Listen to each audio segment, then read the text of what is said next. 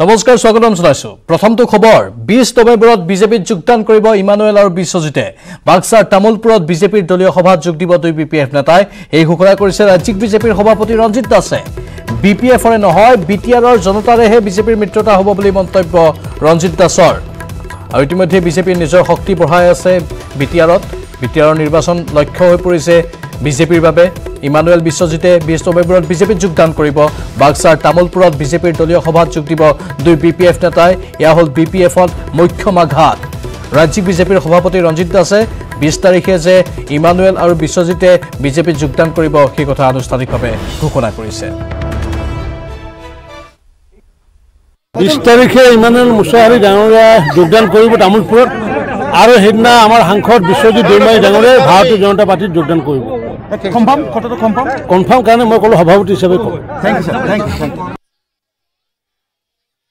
অসমত বৰ্তমান শক্তিশালী হৈ আছে বিজেপিৰ ভেটি অকলে বিজেপিক প্ৰতিহত কৰাটো অসম্ভৱ যাৰ বাবে বিজেপিক প্ৰতিহত কৰিবলৈ একত্ৰিত হ'ব লাগিব সকলো ৰাজনৈতিক শক্তি কিন্তু নিৰ্বাচনৰ প্ৰাক্ষণত কাৰ এই অকপট স্বীকাৰোক্তি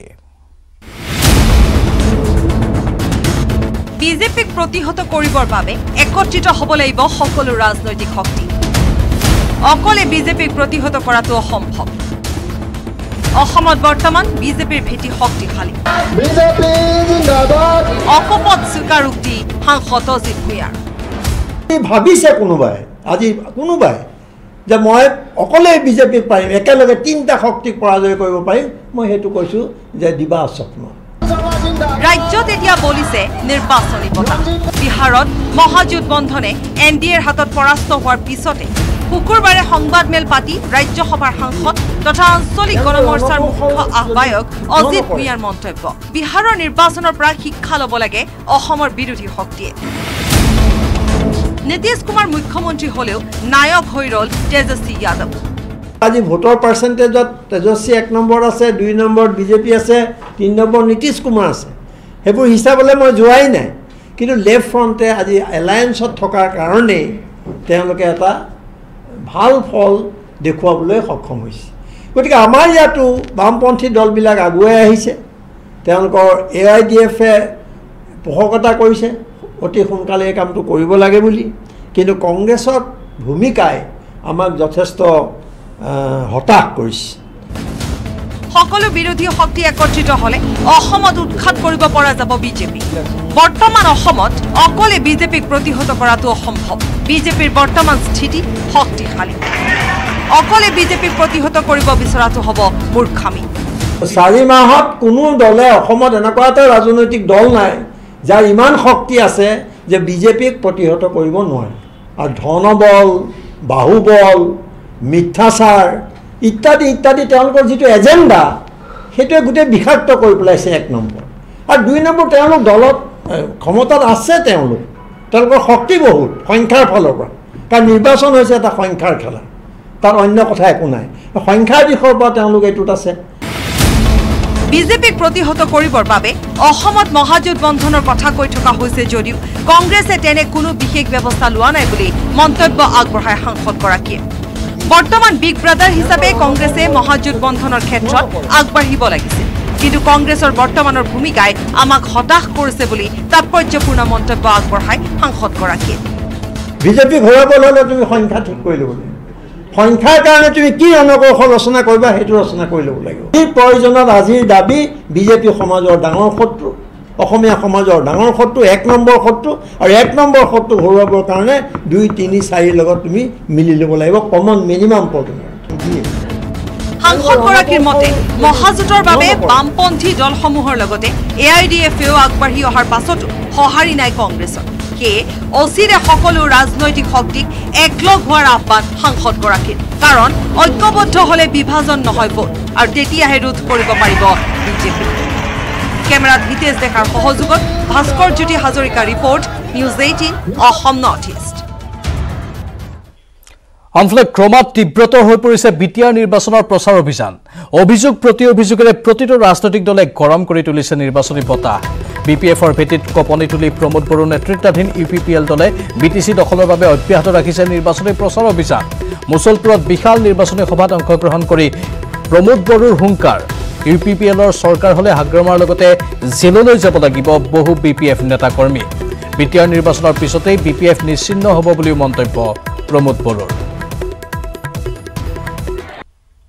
আমি যেহেতু হাৰে মুজে বুজি পাওঁ জানো কি আমাৰ BTC অঞ্চলৰ বিটিআৰ অঞ্চলৰ অসমীয়াসকল বড়োসকল ইয়াত মাইনৰিটিসকল বঙালীসকল আজি ইয়াত মদাহীসকল শৰণীয়াসকল নাথযোগীসকল ৰাভা গাৰো সব জাতি জনগোষ্ঠীয়ে আজি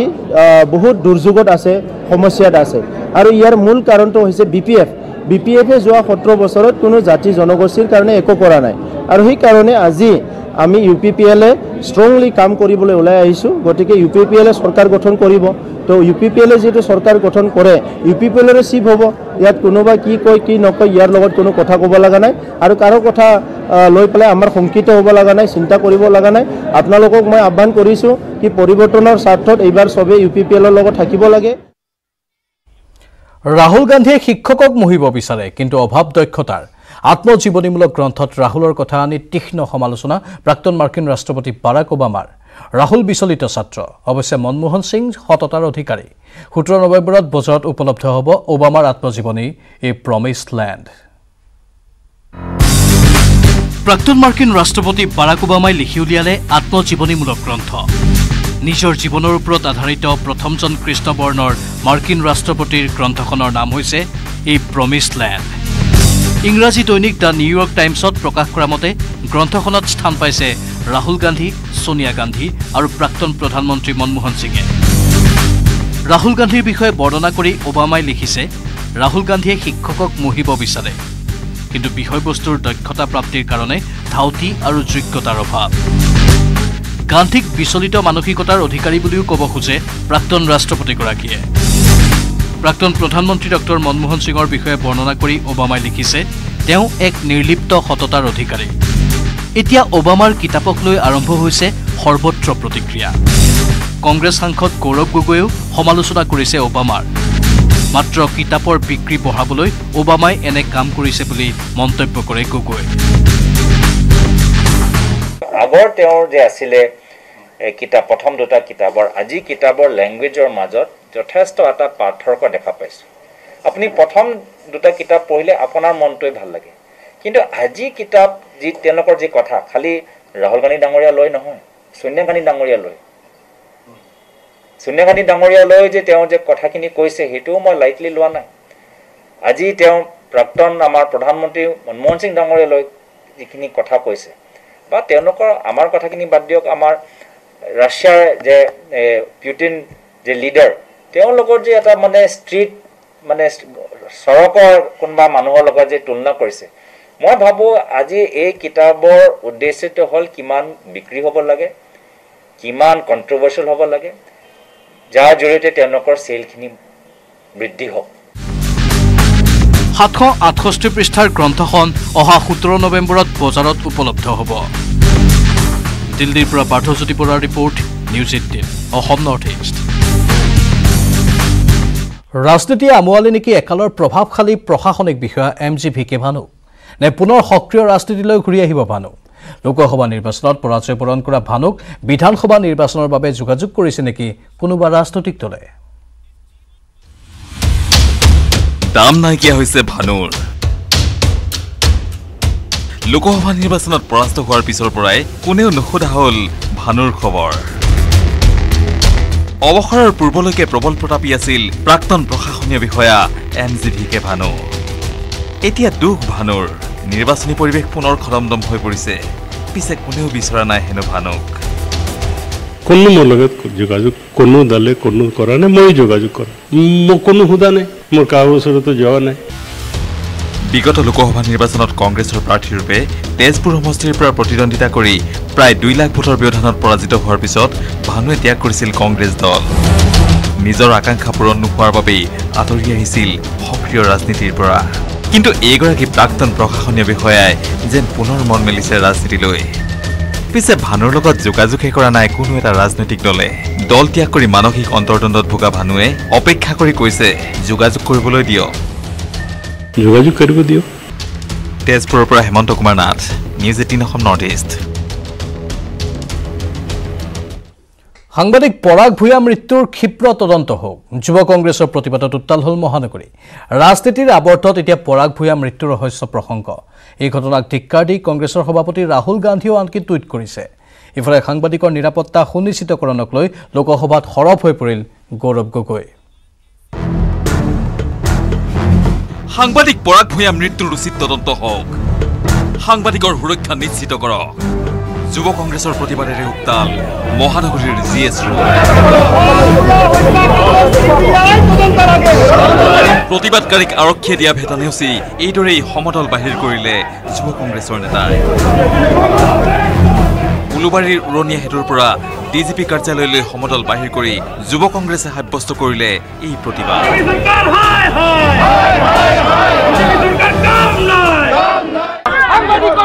সাংবাদিকৰ ওপৰত অত্যাচাৰ বন্ধ কৰক পৰাগ ভূঞা হত্যাকাণ্ড তদন্ত দিয়ক এই আমাৰ মূল দাবী বৃহস্পতিবাৰে দুৰ্ঘটনাত মৃত্যু সামটি লৈছিল কাকপথাৰৰ সাংবাদিক পৰাগ ভূঞাই এগৰাকী বিজেপি নেত্ৰীৰ দুৰ্নীতি উন্মোচন কৰাৰ পিছতেই পৰাগ ভূঞাৰ দুৰ্ঘটনাত মৃত্যু হোৱাটো সহজভাৱে ল'ব পৰা নাই ৰাজ্যবাসীয়ে ৰহস্যজনক মৃত্যুৰ তদন্ত কৰিবলৈ বৃহস্পতিবাৰে মুখ্যমন্ত্ৰী সোণোৱালে এক উচ্চ পৰ্যায়ৰ তদন্তৰ নিৰ্দেশ দিছিল প্ৰশাসনক কিন্তু তাৰ পিছতো পৰাগ মৃত্যুৰ ৰহস্য অৱসানৰ দাবীত অব্যাহত আছে প্ৰতিবাদ বিষয়টো এতিয়া ৰাজনৈতিক আৱৰ্তনত সোমাই পৰিছে শুকুৰবাৰে এই ঘটনাক গৰিহণা দি কংগ্ৰেছ সভাপতি ৰাহুল গান্ধীয়ে প্ৰকাশ কৰে এক টুইট লোকসভাত বিৰোধী দলৰ উপদলপতি গৌৰৱ গগৈয়ে পৰাগ ভূঞাৰ সন্দেহজনক মৃত্যুৰ এক উচ্চস্তৰীয় তদন্ত দাবী কৰিছে আজি তেওঁলোকে বিজেপি চৰকাৰে অৰ্ণৱ গোস্বামীৰ কাৰণে মাত মাতে কিন্তু যে আমাৰ অসমৰ জীয়ৰী দেৱাংগনা কলিতা যে আজি জেলত আছে দেৱাংগনা কলিতাৰ কাৰণে কিয় মাত নামাতে তেওঁলোকে অৰ্ণৱ গোস্বামীৰ সিকিউৰিটি বিচাৰে কিন্তু পৰাগ ভূঞাৰ দৰে আৰু বহুত আমাৰ সাংবাদিকসকল আছে যি কেলেংকাৰীৰ বিৰুদ্ধে মাত মাতে কয়লা সিন্ডিকেটে বিৰুদ্ধে মাত মাতে বালি সিন্ডিকেটে বিৰুদ্ধে মাত মাতে তেওঁলোকৰ সিকিউৰিটিৰ কাৰণে মুখ্যমন্ত্ৰী সৰ্বানন্দ সোণোৱাল ডাঙৰীয়া বিত্তমন্ত্ৰী হিমন্ত বিশ্ব শৰ্মা ডাঙৰীয়া বিজেপি দলৰ সভাপতি ৰঞ্জিত দাস ডাঙৰীয়া তেওঁৰ বাবে চিন্তা নকৰে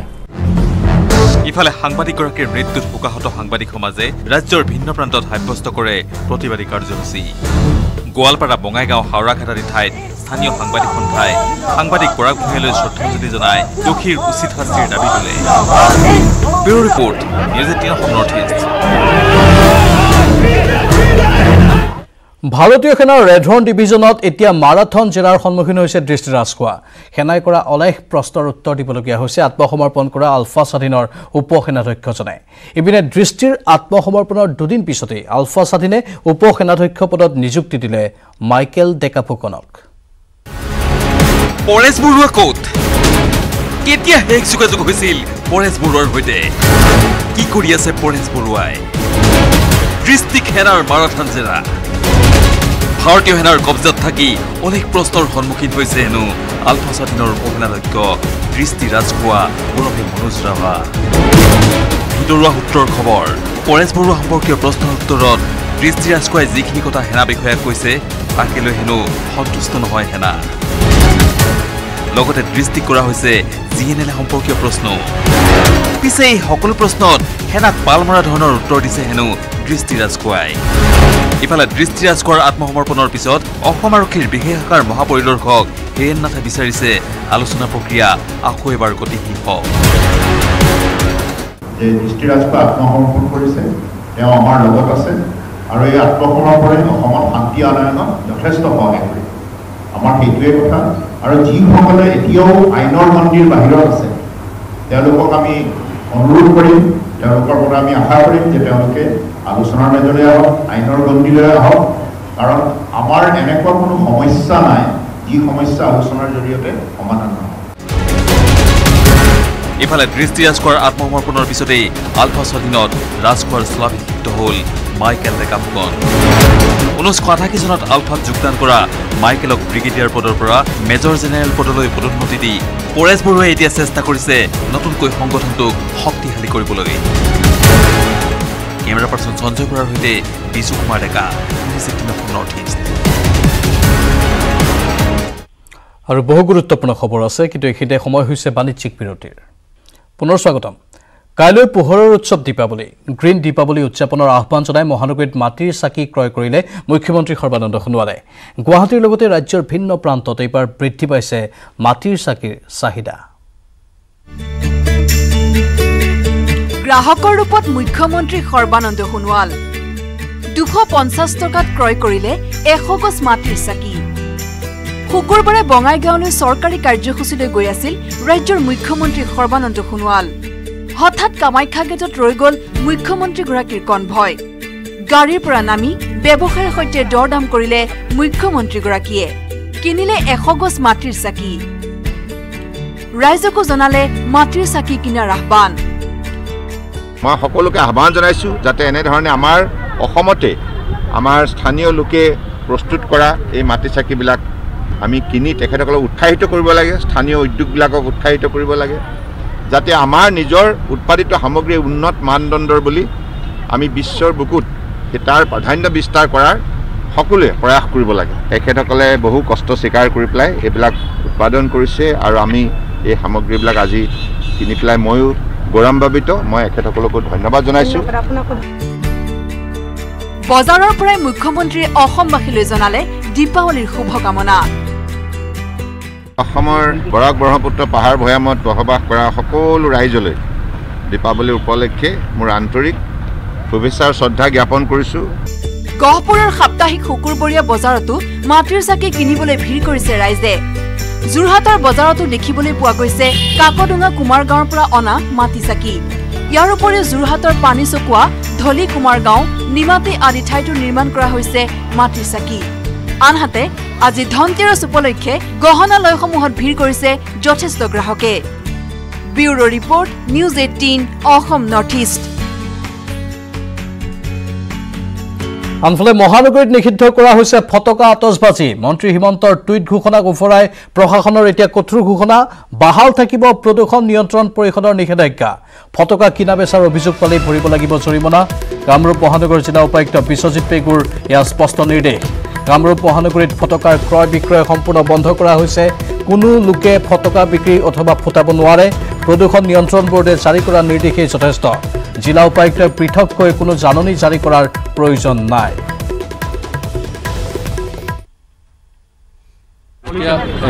আমাৰ মাননীয় নেশ্যনেল গ্ৰীণ ট্ৰিবিউনেলৰ যিটো ডাইৰেকশ্যন আছে সেই ডাইৰেকশ্যনটো আমাৰ পলিউশ্যন কণ্ট্ৰল বৰ্ডৰ পৰা তেওঁলোকে ফটকা বা আতচবাজিটো নিষিদ্ধ কৰিছে কিনা বিক্ৰী কৰা বা ব্যৱহাৰ কৰা গতিকে এতিয়া এই ক্ষেত্ৰত PCBয়ে ভালকৈ ক'ব পাৰিব মই বিষয়ত বিশেষ আমি বেলেগ ধৰণে আমি গাইডলাইনছ বা কোনো ধৰণৰ ইনষ্ট্ৰাকশ্যন আমি জাৰি কৰোঁ মানে নিষিদ্ধ গুৱাহাটী মহানগৰীত আপোনাৰ কৰিব তেনেকুৱা যিটো অৰ্ডাৰ আছে সেইমতে আমি দেখিছোঁ যে ব্যৱহাৰ কৰাটো তেওঁলোকে প্ৰায় নিষিদ্ধ বুলি কোৱা হৈছে আৰু কিছু কিছু জিলাত তেওঁলোকে গ্ৰীণ যিটো গ্ৰীণ ক্ৰেকাৰ্ছৰ কাৰণে তেওঁলোকে এলাউ কৰিছে কিন্তু গুৱাহাটী মহানগৰীত স্যাৰ এনেকুৱা গোডাউনবিলাকত আপোনাৰ এতিয়াও তেওঁলোকে চলাই আছে এতিয়া এনেকুৱা হ'ব পাৰে তেওঁলোকে যিহেতু অৰ্ডাৰটো দুদিনৰ আগতে আহিছে তেওঁলোকে যেতিয়া যিহেতু অৰ্ডাৰটো আগতে নাছিলে তেওঁলোকে আগতীয়াকৈ মজুত কৰি ৰাখিছিলে চাগে বিক্ৰী কৰি বুলি গতিকে সেই তেওঁলোকে গোডাউনত সেইখিনিতো থাকিবই আনফালে নগাঁৱতো 144 ধাৰা জাৰি কৰা হৈছে দীপাৱলী ছট পূজাৰ প্ৰতি লক্ষ্য ৰাখি জাৰি কৰা হৈছে 144 ধাৰা ফটকা আতচবাজি বিক্ৰী তথা ফুটোৱাৰ ক্ষেত্ৰতো নিষেধাজ্ঞা আৰোপ কৰিছে প্ৰশাসনে পেট্ৰল পাম্প ৰন্ধন গেছ মজুত ৰখা এলেকা পাৱাৰ হাউচ আদিৰ 100 মিটাৰ ব্যাসাৰ্ধ পৰ্যন্ত ফুটাব নোৱাৰিব আতচবাজি দীপাৱলীত নিশা 8 বজাৰ পৰা 10 বজালৈহে গ্ৰীণ ক্ৰেকাৰ্ছ ফুটোৱাত অনুমতি প্ৰদান কৰা হৈছে সমান্তৰালকৈ ছট পূজাৰ লগতে খ্ৰীষ্টমাছ আৰু নৱবৰ্ষক লৈও কেতবোৰ নিষেধাজ্ঞা জাৰি কৰিছে প্ৰশাসনে বান্ধি দিয়া নিষেধাজ্ঞা ভংগ কৰিলে লোৱা হ'ব আইনগত কঠোৰ ব্যৱস্থা নগাবাসী সকলোকে কালী পূজা আৰু দেৱালীৰ মই মোৰ শুভেচ্ছা জনাইছোঁ আৰু লগতে অনুৰোধ জনাইছোঁ যে যিকেইটা আমাৰ জিলা প্ৰশাসন তৰফৰ পৰা নিৰ্দেশ আছে ফায়াৰ ক্ৰেকাৰ্ছক লৈ পিনে সেইটো তেওঁলোকে সকলে মানি লয় আমাৰ যেনেকৈ পলিউশ্যন কণ্ট্ৰল বৰ্ড এণ্ড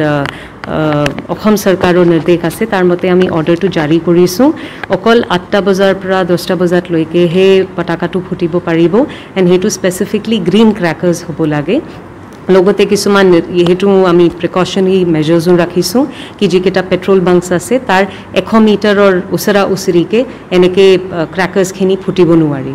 আপোনালোকে ৰকেট বিক্ৰিয়াৰ ৰকেট ফুটোৱাটো নিষেধাজ্ঞা জাৰি কৰিছে সেইটো জাৰি কৰিছোঁ সেই বিষয়ে লৈ পিনেহে আমাৰ 144 জাৰি কৰা হৈছে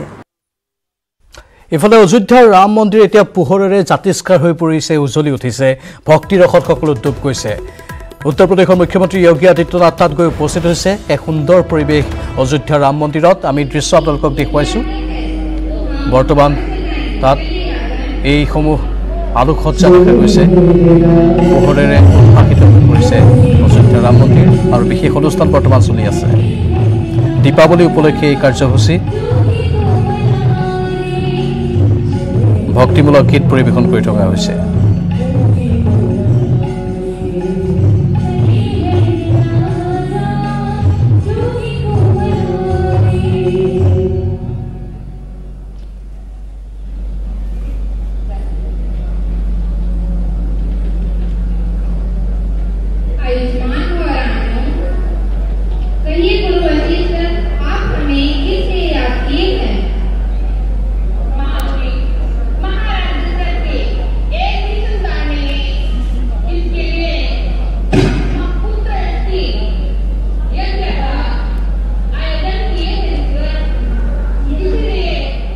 পৰৱৰ্তী বাতৰি পিলিংকাটাত বন্ধক উঠাত হোৱা ৰীনা দাসৰ মৃত্যুৱে লৈছে এতিয়া নতুন মূৰ তদন্তৰ আওতাত আহিব পাৰে ৰীনা দাসৰ পুত্ৰ আৰু বোৱাৰী কিন্তু ঘৰৰ ভিতৰতে কোনে হত্যা কৰিছিল অৱসৰপ্ৰাপ্ত মহিলাগৰাকীক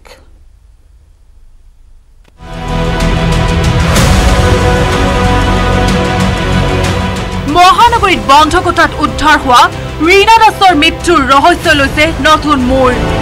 তদন্তৰ আওতাত আহিব পাৰে প্ৰয়াত ৰীনা দাসৰ পুত্ৰ আৰু বোৱাৰী সোমবাৰে সন্ধিয়া বশিষ্ঠ পিলিংকটাৰ নিজ ঘৰৰ শৌচাগাৰত ক্ষতবিক্ষত অৱস্থাত উদ্ধাৰ হৈছিল ৰীনা দাস নামৰ মহিলাগৰাকীৰ মৃতদেহ নেশ্যনেল চেম্পল ছাৰ্ভিচ বিভাগত কৰ্মৰত ৰীনা দাসে 2 বছৰ পূৰ্বে অৱসৰ গ্ৰহণৰ পিছতে পিলিংকটাত থকা নিজ বাসগৃহৰ প্ৰথম মহলাত অকলে থাকিবলৈ লৈছিল তলৰ মহলাত পুত্ৰ আৰু বোৱাৰী থাকে যদিও মহিলাগৰাকীয়ে অকলে থাকিব লৈছিল প্ৰথম মহলাত হঠাৎ এনেদৰে শৌচাগাৰত ৰীনা দাসৰ ক্ষতবিক্ষত মৃতদেহ উদ্ধাৰৰ পিছতে সন্দেহ কৰা হৈছিল হয়তো কোনো ডকাইতে নিখংসভাৱে হত্যা কৰিছিল অৱসৰপ্ৰাপ্ত মহিলাগৰাকীক কাৰণ মহিলাগৰাকীৰ লকাৰৰ চাবি মোবাইল ফোন আৰু এটা বেগ পোৱা নাছিল আৰক্ষীয়ে মোবাইল নিছে মানি বেগ নিছে গোদৰেজৰ চাবি নিছে আৰু মাকৰ লগত যোনটো আপোনাৰ দৰ্জাৰ চাবি থাকে সেইটো নাই কিন্তু শেহতীয়াকৈ আৰক্ষীয়ে তদন্ত প্ৰক্ৰিয়া আগবঢ়াই লাভ কৰিছে আন কেতবোৰ বিস্ফোৰক তথ্য পিলিংকাটাটো যথেষ্ট আগবাঢ়ি আছে আমি নিৰ্দিষ্ট এটা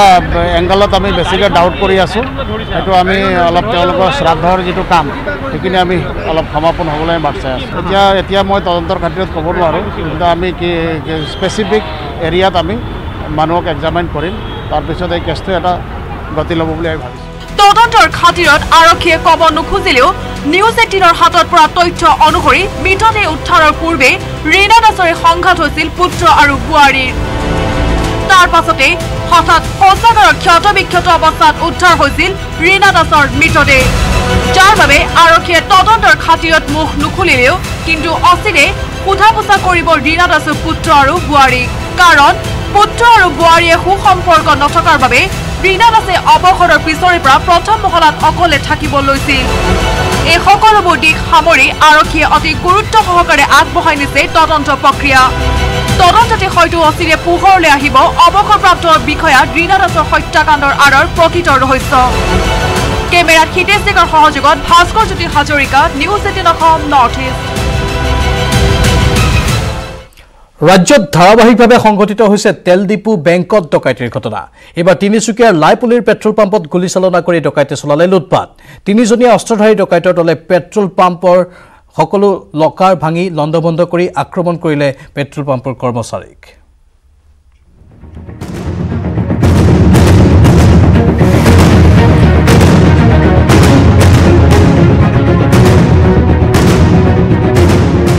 ৰাজ্যত সঘনে বাঢ়িছে ডকাইতি কাণ্ড দুধনৈৰ পিছত এইবাৰ তিনিচুকীয়াৰ লাইপুলিৰ এটা পেট্ৰল পাম্পত সংঘটিত হ'ল ডকাইতি কাণ্ড নিশা প্ৰায় 10:30 বজাত 3জনীয়া এটা ডকাইতৰ দলে হাতত শৰণাস্ত্ৰ লৈ মদন মোহন জয়প্ৰকাশ নামৰ পেট্ৰল পাম্পটোত প্ৰৱেশ কৰিছিল। ইয়াৰ পিছতেই অস্ত্ৰধাৰী দলটোৱে পেট্ৰল পাম্পটোলৈ লক্ষ্য কৰি গুলীচালনা কৰে। পাম্পটোত থকা নগদ প্ৰায় 3 লাখ টকা লৈ ডকাইতৰ দলটো উদ্ধাৰ হোৱাৰ লগতে পাম্পটোৰ কৰ্মচাৰীক চোকা অস্ত্ৰৰে প্ৰহাৰ কৰে এই দুৰ্বৃত্তৰ দলটোৱে। ইফালে ঘটনা সন্দৰ্ভত তিনিচুকীয়া আৰক্ষীয়ে অনুসন্ধান আৰম্ভ কৰিছে যদিও কোনো এজনকো কৰায়ত্ব কৰিবলৈ সক্ষম হোৱা নাই। हाथ में उसका छोटा वाला बंदूक था, जा करके काउंटर में भिड़ा दिया। गिराने के बाद बोला है तो टाटे था जी। फिर हम खड़ा होने के साथ साथ तो फायर कर दिया। फायर करने के बाद मतलब गिलास में लगा तो फिर हम नीचे बैठ गए डर से। नीचे बैठने के साथ साथ ही ये लोग अंदर में ढुक गए दाव लेकर के। दाव जा करके चला दिया, माथा पर मारा है, पीठ को मारा है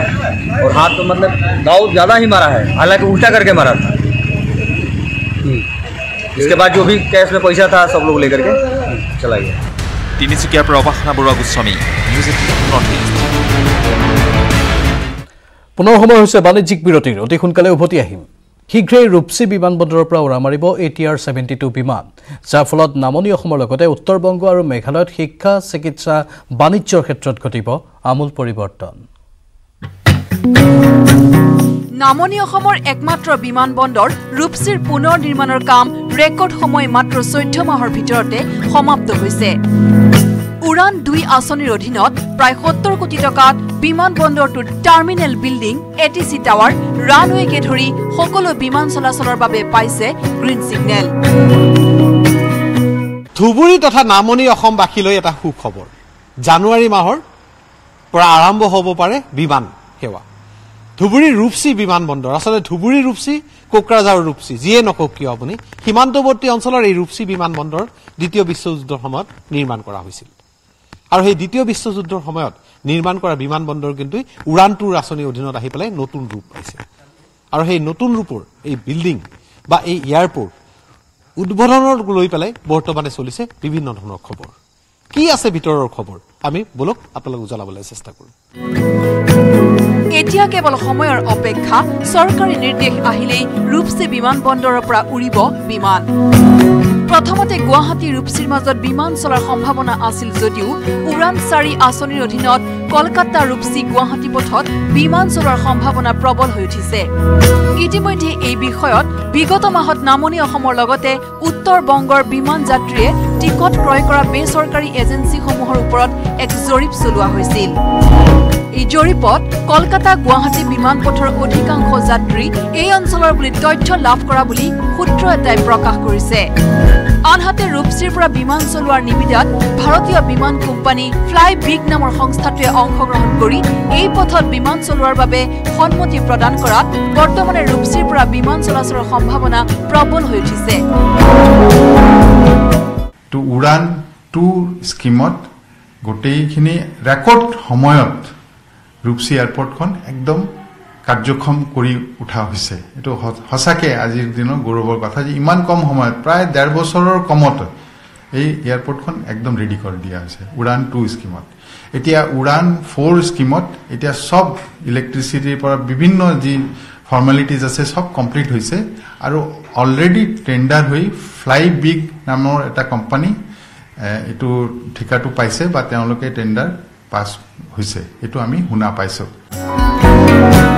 ৰূপসী বিমানবন্দৰ পুনৰ নিৰ্মাণৰ দাবীত দীৰ্ঘদিনীয়া আন্দোলনৰ পিছত এই সুখবৰ আহি পৰাত কাৰ্যত উৎফুল্লিত হৈ পৰিছে স্থানীয় লোক। খুবই আনন্দিত হলো। দীৰ্ঘ 35 বছৰৰ মূৰত এয়াৰপৰ্টটো চালু হ'ব বুলি গম পালো, বহুত ভাল পালো। আগতে মোটামুটি 60জত 3খন ফ্লাইট ৰেগুলাৰ বেচিছত চলি আছিলে, namely Surekha Airways, sky players, air carrying. এইবিলাক ফ্লাইট পেছেঞ্জাৰ কাম ফ্ৰেট কাৰ্গো আছিলে। খুবই ভাল লাগি আছে, চবৰ কাৰণে ভাল, ৰাইজৰ কাৰণে ভাল। আমাৰ এণ্টায়াৰ এৰিয়াটো লোৱাৰ আছাম, নৰ্থ বেংগল। ইপিনে কেইদিনমান পূৰ্বে যোগীঘোপাত উত্তৰ পূৰ্বাঞ্চলৰ প্ৰথম লজিষ্টিক পাৰ্ক উদ্বোধনী অনুষ্ঠানত কেন্দ্ৰীয় মন্ত্ৰী নীতিন গাডকাৰীয়ে যোগীঘোপাৰ পৰা ৰূপসীলৈ 4 লেনযুক্ত পথ নিৰ্মাণ কৰি ৰূপসীক কাৰ্গো হাব বনোৱাৰ কথা উল্লেখ কৰিছিল। কেন্দ্ৰীয় মন্ত্ৰী নীতিন গাডকাৰীয়ে ঘোষণা কৰিছে যে যোগীঘোপাৰ পৰা ইয়ালৈকে ৰূপসী এয়াৰপোৰ্টলৈকে 4 লেন ৰাস্তা, ধুনীয়া ৰাস্তা হ'ব আৰু মেইনলি কাৰ্গো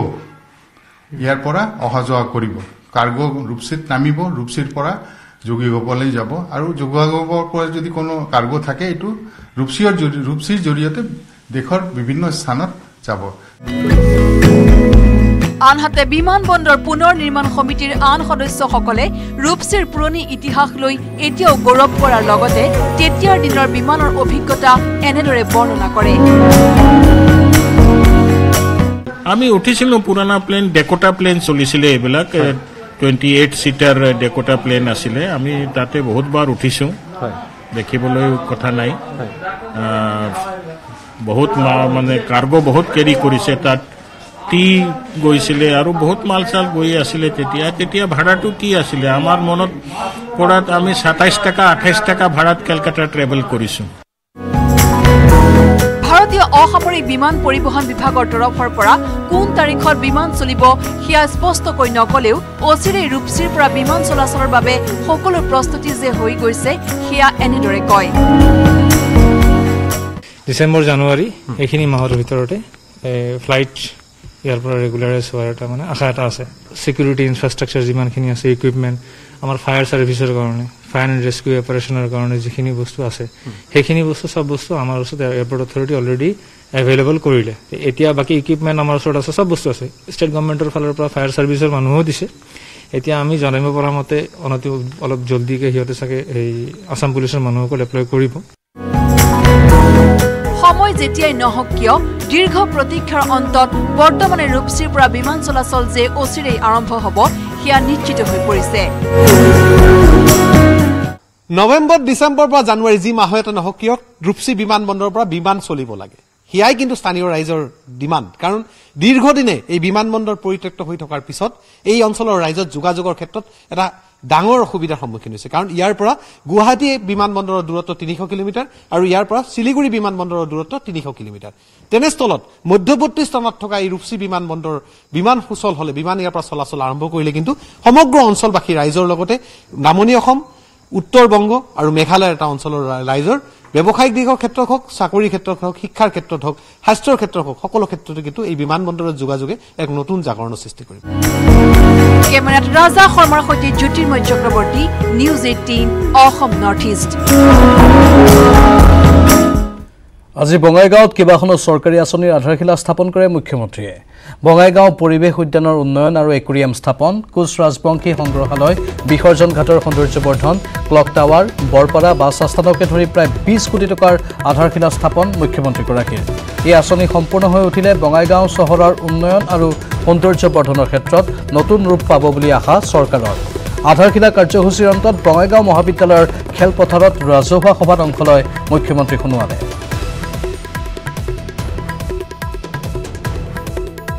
এটা বিশেষ কাৰ্যসূচী আজি বঙাইগাঁৱত কেইবাখনো চৰকাৰী আঁচনিৰ আধাৰশিলা কাৰ্যসূচী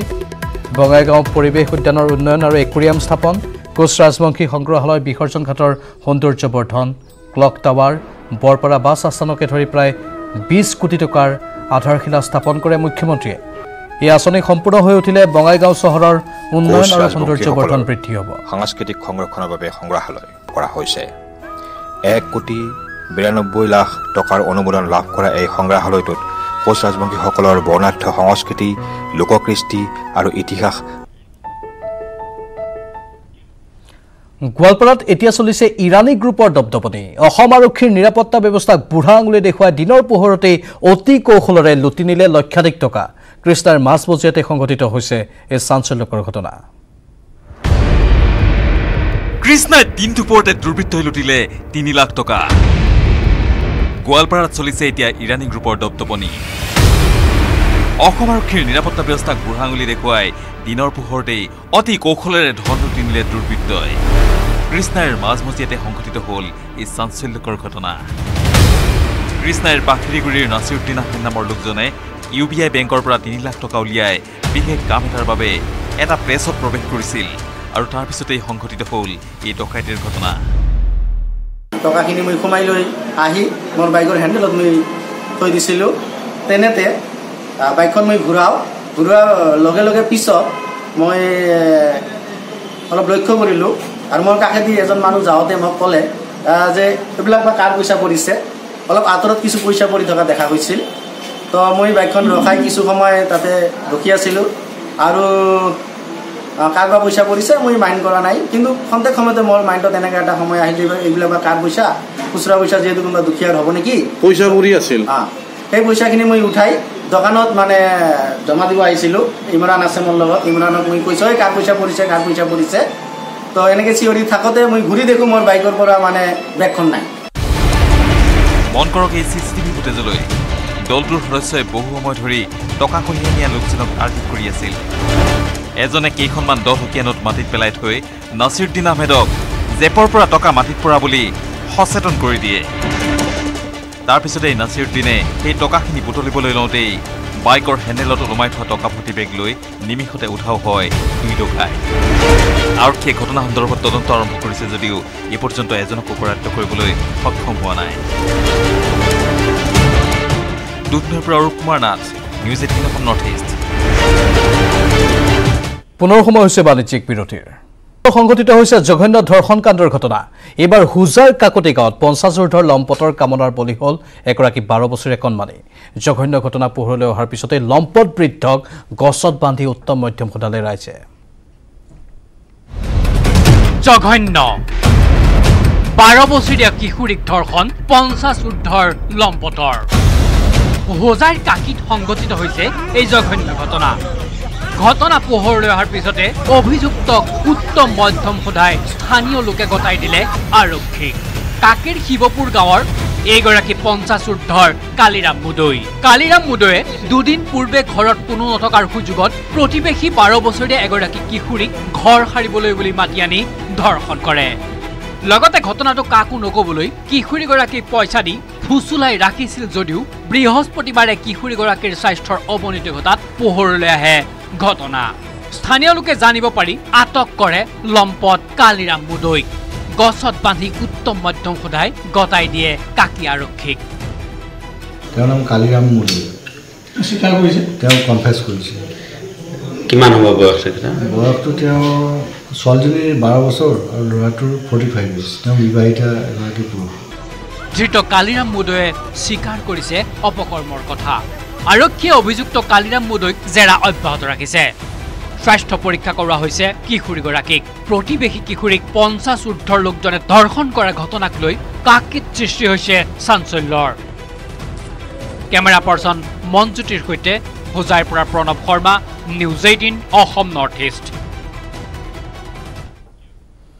কাজিৰঙা ৰাষ্ট্ৰীয় উদ্যানত পৰ্যটকৰ বাবে মুকলি হ'ল ব্যক্তিগত হাতী সাফাৰী কোভিড প্ৰটোকল মানি বাগৰি বনাঞ্চলত আৰম্ভ হোৱা ব্যক্তিগত হাতী সাফাৰীৰ প্ৰথম দিনাই ভিৰ কৰিলে দেশীয় পৰ্যটকে অৱশ্যে বাট পথ সুচল হৈ নুঠাৰ বাবে বুঢ়াপাহাৰ বনাঞ্চলত 15 নৱেম্বৰতহে মুকলি হ'ব জীপ সাফাৰী কাজিৰঙা ৰাষ্ট্ৰীয় উদ্যানত পৰ্যটকৰ বাবে মুকলি হ'ল ব্যক্তিগত হাতী সাফাৰী কোভিড প্ৰটোকল মানি বাগৰি বনাঞ্চলত ব্যক্তিগত খণ্ডৰ 10টা হাতীৰে আৰম্ভ কৰা হাতী সাফাৰীৰ ৰাইডিং টাৱাৰত ফিঠা কাটি শুভাৰম্ভ কৰে ডিএফঅ ৰমেশ গগৈয়ে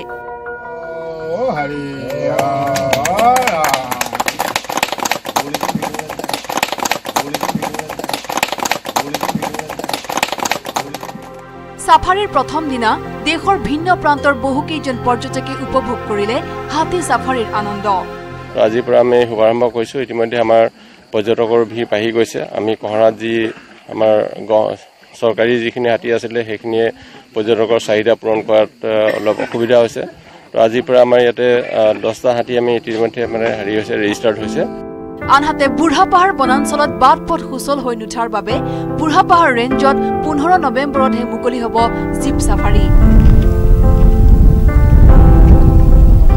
21 অক্টোবৰত মুখ্যমন্ত্ৰী সৰ্বানন্দ সোণোৱালে কাজিৰঙা ৰাষ্ট্ৰীয় উদ্যানত জীপ সাফাৰী মুকলি কৰাৰ লগতে 1 নৱেম্বৰত কহৰা বনাঞ্চলত বিভাগীয় হাতী সাফাৰী মুকলি কৰিছিল উদ্যান কৰ্তৃপক্ষই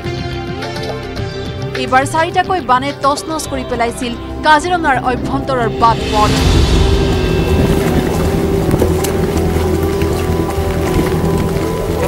যাৰ বাবে 21 অক্টোবৰত হাতী সাফাৰী মুকলি কৰিবলৈ সক্ষম হোৱা নাছিল উদ্যান কৰ্তৃপক্ষ উদ্যান কৰ্তৃপক্ষই প্ৰকাশ কৰা মতে যোৱা 21 অক্টোবৰত ৰাষ্ট্ৰীয় উদ্যানখনত জীপ ছাফাৰী আৰু 1 নৱেম্বৰত কহৰা বনাঞ্চলত বিভাগীয় হাতী ছাফাৰী আৰম্ভ হোৱাৰ পাছতে পৰ্যটকে ভিৰ কৰিছে ৰাষ্ট্ৰীয় উদ্যানখনত। এইকেইটা হাতী চলোৱাৰ পাছত আমাৰ পৰ্যটকৰ যথেষ্ট সংখ্যক পৰ্যটকে কাজিৰঙা দৰ্শন কৰিব পাৰিব বুলি আমি আশা কৰিছোঁ। কাজিৰঙাৰ পৰা Bitupan Bora, news 18 Assam north east.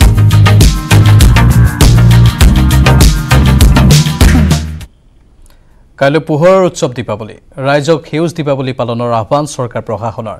ডিব্ৰুগড়ত ৰাইজলৈ আহ্বান জনাই বিধায়ক প্ৰশান্ত ফুকনৰ ব্যতিক্ৰমী পদক্ষেপ। সেউজ দীপাৱলী পালন কৰাৰ আহ্বান জনাই ডিব্ৰুগড়ৰ ৰাজপথত বিধায়ক প্ৰশান্ত ফুকনে বিতৰণ কৰিলে মাটি চাকি। লগতে ৰাইজক চীনা সামগ্ৰী বৰ্জনৰ আহ্বান জনালে বিধায়কগৰাকীয়ে। এই সন্দৰ্ভত আমাৰ সতীৰ্থ তমাছৰ এক ৰিপৰ্ট আগবঢ়াই বিদায় লৈছো। নমস্কাৰ।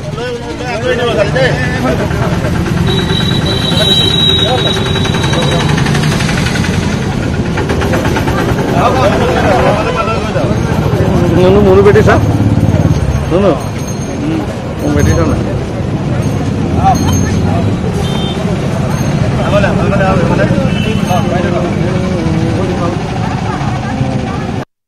হয় দীপাৱলী আৰু কালী পূজা পাৰ্কখনত এইদৰে এতিয়া দেখা পোৱা গৈছে ডিব্ৰুগড় বিধায়ক প্ৰশান্ত ফুকন লগতে ডিব্ৰুগড় বিজেপি যুৱ মৰ্চাৰ যিসকল সদস্য আছে তেওঁলোকে এতিয়া লোকসকলৰ মাজত এইদৰে মাটি চাকি বিতৰণ কৰিছে আৰু এবাৰ যি চৰকাৰৰ ফালৰ পৰা কৈ থকা আছে সেউজ দীপাৱলী সেই তাৰ প্ৰতি লক্ষ্য ৰাখি এইদৰে এনেধৰণৰ উদ্যোগ লোৱা হৈছে। পথেদি যোৱা যিকোনো লোকক এইদৰে এতিয়া মাটি চাকি আৰু মিঠাতেল তেওঁলোকে বিতৰণ কৰিছে। এক পদক্ষেপ তেওঁলোকে এতিয়া হাতত গ্ৰহণ কৰিছে যাতে চীনা সামগ্ৰী বৰ্জন কৰিব পৰা যায়। মই কথা পাতিবলৈ চেষ্টা কৰিম যিহেতু বিধায়কগৰাকী আছে তেখেতে এতিয়া এইদৰে কিছু উদ্যোগ হাতত লৈছে।